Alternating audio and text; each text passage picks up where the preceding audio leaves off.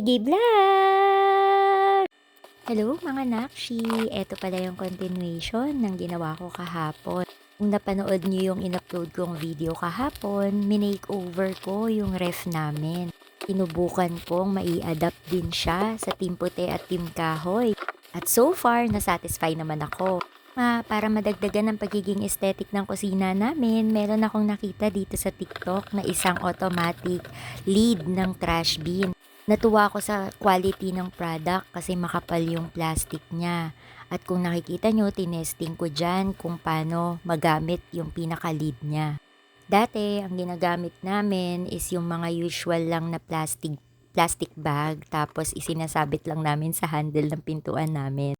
Ang ganda niya na ngayon. Kahapon, bago ko pala gawin yung ref namin, eto, in-unbox ko na yung isa sa pinaka na-excite akong parcel ko. Grabe, ang tagal-tagal na nito sa cart ko at kailan ko lang siya na-check out.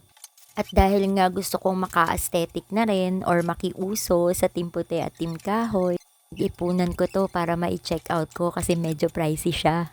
Madalas ko tong nakikita dun sa mga mommy vlogger na pinapanood ko na mga nag-aayos ng mga bahay nila.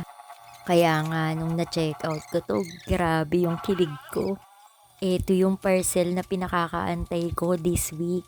And mabilis lang din naman siyang na-deliver after ko siyang ma-check out. Kaso nga lang, nung na-deliver siya, hindi ko pa rest day. Kaya ayun, nakatenga lang siya. Parang gustong-gusto ko na nga talagang hilahin yung rest day ko that time kasi gusto ko na siyang ma-assemble. Kaso nga lang habang ina-assemble ko siya, medyo nahirapan talaga ako ng bongga kasi may mga parts yung tube niya na deform. Kaya nung pinagko-connect ko na yung mga parts niya, medyo nahirapan talaga ako. Pero kagaya nga ng sabi ko, 'di ba, kapag gusto, maraming paraan.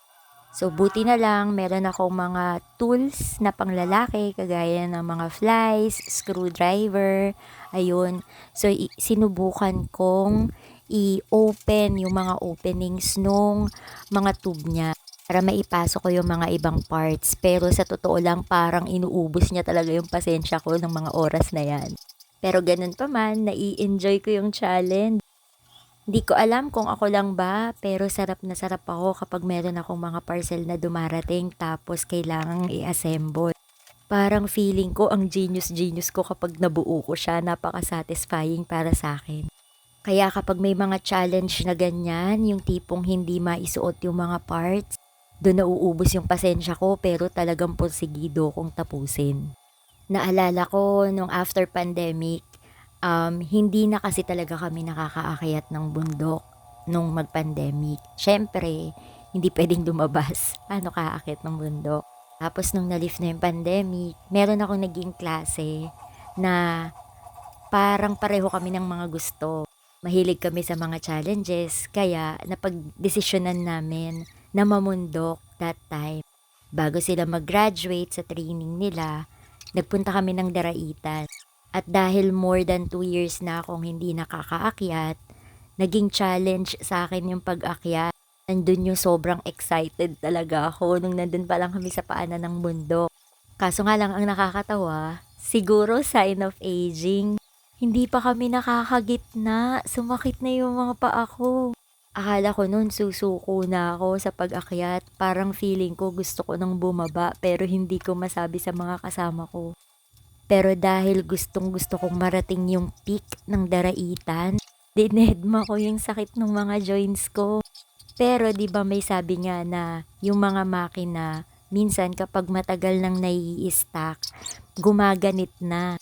Kaya sabi ko, hindi, kailangan ko tong idiretso. Baka na-stack up lang yung mga buto ko. Yun, awa ng Diyos, nakarating kami dun sa tuktok. At worth it naman yung pagtitiis ko dun sa sakit na nararamdaman ko sa mga joints ko. Kasi ang ganda-ganda nung view sa itaas. Napaka-satisfying talaga nung hike na yun. Gusto ko talaga sanang ulitin. So far, yun yung pinaka-last na hike na nagawa ko after pandemic. Sana magkaroon ng kasunod habang hindi pa ako maabot ng 50. Masyado talaga akong na-inlove sa pag-akyat. Kasi naman, satisfying naman kasi yung view. Parang makakalimutan mo na lahat ng mga problema mo sa buhay pag nakita mo na yung paligid. Lalo na pagka-overseeing yung mga, building, yung sa city. Kahit na nasa probinsyang bundok ka, matatanaw mo yung mga city na makikita mo dun sa ibabaw ng bundok. Ang sarap sa feeling, parang napaka-free mo for that day. Aside nga pala dyan sa rack, meron din ako mga binili na pang-display para dyan sa rack na yan, magmukha man lang siyang aesthetic. Ayan, nakakita ako ng vase tsaka ng tulip. Apakamura lang talaga nila dito sa TikTok. Nakakita kasi ako niyan sa SM medyo pricey. Ang sakit sa bulsa, plastic lang naman yung bulaklak.